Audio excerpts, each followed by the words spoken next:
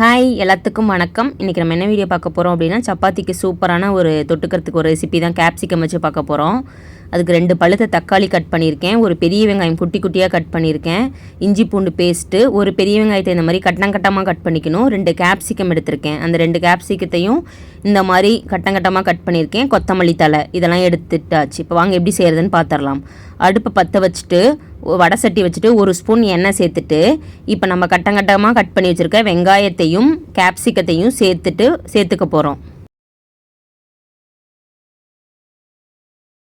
இப்போ கேப்சிகம் வெங்காயமும் சேர்த்துட்டு நல்லா வதக்கிக்க போகிறோம். எண்ணெயில் ஃபஸ்ட்டு இதை வறுத்துக்கணும், அப்போ தான் கேப்சிகம் கொஞ்சம் நல்லா வதங்கும். இப்போ வறுக்க ஒரு வாசனை வரும், அந்த கேப்சிக்கோட வாசனை வந்ததுக்கப்புறம் அதோட தோல் நல்லா மொத்தமாக இருக்கும், வறுக்க சுருங்கின மாதிரி இருக்கும். இப்போ நம்ம ஒரு தட்டில் இது எடுத்து வச்சுக்கலாம். எண்ணெய் சேர்த்து ஒரு 5 நிமிஷம் வதங்கினாவே இந்த மாதிரி நல்லா வறுபட்டுரும். இதை ஒரு தட்டில் இப்போ எடுத்து வச்சுக்கலாம். இப்போ அதே வடை சட்டியிலே ஒரு 3 ஸ்பூன் கடலெண்ணெய் சேர்த்துக்கலாம். சமைக்கிற எண்ணெய் எந்த எண்ணெய் நீங்கள் சேர்த்துக்கோங்க. நான் கடலெண்ணெய் 3 ஸ்பூன் சேர்த்துருக்கேன். 1 ஸ்பூன் பெருஞ்சீரகம், 2 பிரியாணி இலை, ஒரு சின்ன துண்டு பட்டை, ஒரு ஸ்டார் பூ, 4 கிராம்பு இதெல்லாம் சேர்த்துக்க போகிறோம்.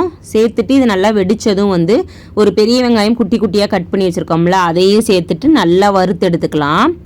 வெங்காயம் ரொம்ப வதங்கணும்னு அவசியம் இல்லை, கண்ணாடி பதம் வந்தால் போதும்.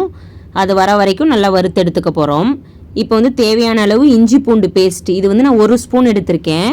இஞ்சி பூண்டு பேஸ்ட்டு சேர்த்துக்கோங்க. சேர்த்துட்டு நல்லா வறுத்தது இஞ்சி பூண்டோட பேஸ்ட்டு வாசனை போனதுக்கப்புறம், பச்சை வடை போனதுக்கப்புறம் 2 பழுத்த தக்காளி கட் பண்ணி வச்சுருக்கேன், அதையும் நல்லா சேர்த்துக்கலாம்.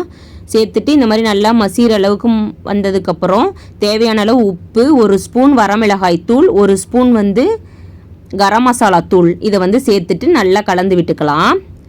மசாலா பச்சை வாசனை போனதுக்கப்புறம் 2 ஸ்பூன் தயிர் சேர்த்துக்கலாம்.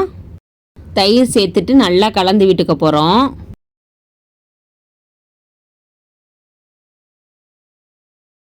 தயிர் சேர்த்துட்டு 2 நிமிஷம் கழித்து 2 ஸ்பூன் கடலை மாவு சேர்த்துக்கலாம். சேர்த்துட்டு நல்லா கலந்து விட்டுக்கலாம். கலந்து விட்டுட்டு பச்சை வாசனை போகிற வரைக்கும் நல்லா கலந்து விட்டுக்க போகிறோம். இப்போ தேவையான அளவு தண்ணி சேர்த்துக்கலாம்.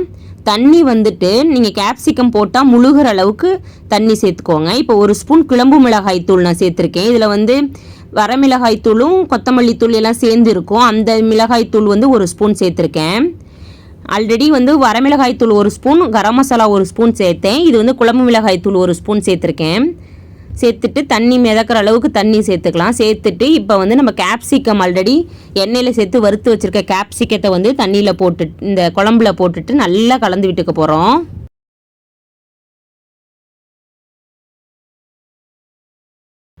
கேப்சிகம் இந்த குழம்போடு சேர்ந்து நல்லா கொதித்து வரணும். சேர்த்த தண்ணி நல்லா சுண்டி வந்ததுக்கப்புறம் இப்போ தேவையான அளவு கொத்தமல்லி தழை வாசனைக்கு நம்ம சேர்த்துக்க போகிறோம். அவ்வளோதான், சூப்பரான கேப்சிகம் குழம்பு சப்பாத்திக்கு செம்மையாக ரெடி ஆயிடுச்சு. கண்டிப்பாக ட்ரை பண்ணி பாருங்கள். பாய்.